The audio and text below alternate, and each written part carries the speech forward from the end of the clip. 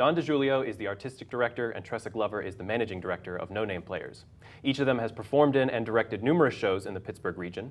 Their recent event, Swan Day, a celebration of Pittsburgh's women artists, was described by ColeHillReview.com as a juxtaposition of forms, engaging throughout. Don and Tressa, thanks for joining us. Thanks for having us. Great. So, Book of Liz, it runs through June 25th. What brought you to produce the show? Book of Liz is by David and Amy Sedaris, and now I am a huge fan of David Sedaris' work. His books of essays, Barrel Fever, Me Talk Pretty One Day, Holidays on Ice, and then Amy Sedaris, I think, is one of the most fantastic character actresses out there today, with Strangers with Candy, her numerous guest appearances on every different thing. And I came across this play when I was in college. And I had been on a David Sedaris kick, and I read this, and I was so drawn to the materials. It was so funny, but I needed to find the right time and the right people to put this together, and I think we've finally done that with this cast, with this time. It's a really great piece. Cool. So David and Amy, they have these sort of worlds that they create. Yes. How are you bringing this to the stage? Well, we've created what I like to call a storybook come to life. So all of the scenery is two-dimensional. It flies in and out on rails. Cool. It's like, in my head, it was like a pop-up book. I wanted to create this community, the squeamish community of Cluster Haven. It's billed by the New York Times as the play is as an Amish picaresque. But when I was looking to bring this to the stage, I wanted to create the community in and of itself without basing it on any actual real life groups or, things like that. I really just wanted to create this world. Cool. So no research on sort of real life cults and this is sort of what the play is about? No, because I actually think that might have been a disservice to the play had I done research into that aspect. Because then I'm trying to translate someone else's world as opposed to creating our own. I think one of the most interesting things for me as a theater artist with the actors was to be able to create this fictional community of Cluster Haven with all the possibilities that entails without any restrictions on it. It was really fun. Cool. Yeah. Tressa, are you involved in Book of Liz? Not as an actor, but as obviously the production end of it. Yeah. So all of the behind the scenes production work that you do, and we even piggybacking on that of creating the world of the play. What we love to do is when you walk into the theater, as soon as you walk into the lobby, you feel like you're in the world of whatever play it is that we're doing.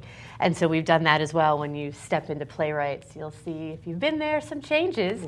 But just so when you come in, you're automatically stepping into this other place, in this other world. Cool. So, So I really like the idea when I read the play about this, not getting rid of the things that you struggle with, because that sort of makes you, who you are.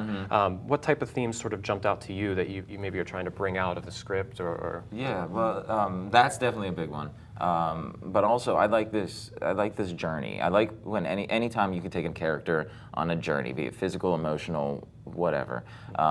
And this one, I think, the journey for Elizabeth is interesting. Yeah. Because she ventures so far, both physically and emotionally, but yet not. And no matter where you go, where you've come from. That kind of thing. The experiences you have along the way shape the person that you are, and you can go home again.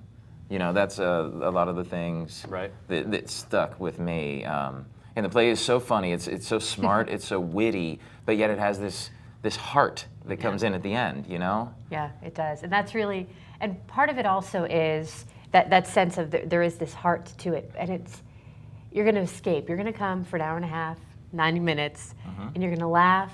And it really is that truly you come in, you're going to enjoy yourself. It's going to be funny, but there's a heart to it, and there's this story there too. But it's you come get away and escape for a while and enjoy a night of good it. theater. Just enjoy Absolutely. it. Yeah. This play takes place in modern day. Yes. Yeah. Great. Okay. So yeah, this is a really busy summer for No Name Players, because right after this, you're jumping right into The Mistakes Madeline Made, and that's going to be at the Pitt Studio Theater. So what was it about Madeline that really grabbed your attention and brought you to that? I read a lot, so I came across this piece, and it was so, okay, it might sound strange, but it was funny, it was dark, it was hopeful, it was pessimistic. It was all of those contradictions that, for me, make a play so interesting, and it's all character-driven. It's a simple story, but it's character-driven, and it's their inner conflict, the emotions that they're going through that make it funny, scary, hopeful, all of those different things. Yeah. So speaking of character-driven, sort of, so Edna being the lead part in Madeline, and then Elizabeth from Book of Liz. These are both really sort of strong female characters going through a journey. Does No Name Players have a history? I mean, we have Swan Day. You know, is there a history of sort of strong female leads? You know, it's interesting because there is, and I think about it, but even with Big Love, which was the first production we did here in 2004. These three strong women, the sisters that are finding, their way, and that stands out right away to me. And I think there is with Wonder of the World that we did. That main character is this woman who's figuring out. She goes away because she has to, and she has an adventure, and it's her journey, it's her story, and even with breaking up, it's a strong. So I do think actually that we find plays that have the women as the woman perhaps as a central character, but they're complex and they're really, which it is something. It's no. It was Edna from Mistakes. What type of journey is she going through? Can you give us a little? Yeah, Edna is one of a fleet of personal assistants to a very wealthy family. She's just gotten out of college, and she has developed the case of ablutophobia, which is the fear of bathing. Now, if I would tell you why she develops this fear, it would give away too much of the plot. But Edna's journey is to discover within herself what is creating this fear for her, essentially. There's more to it than that, but again, I don't necessarily want to give away too much. It's one of those. It's another one's going to be about 90 minutes, and you're going to be in for the ride. And so both of these shows, Book of Liz, Mistakes, they're both about 90 minutes, no intermission. Yeah, pretty quick, good night of theater. Come Absolutely. in, get some dinner, go. Great. So you guys are both in Madeline. Do you feel like you have some good on-stage chemistry that comes out? Do you work well together, you feel? We do. Yeah, I do. Yeah, I feel like we do. We don't get to do it that often. Yeah. When was the last time we were actually on stage together? Rainmaker, probably. Yeah, for the Summer Company. Yeah. Back in, when we were still dating and we were opposite back each other. in 2004, maybe. I think so. And this is the first show for No Name Players that I'm going to be in since the first production.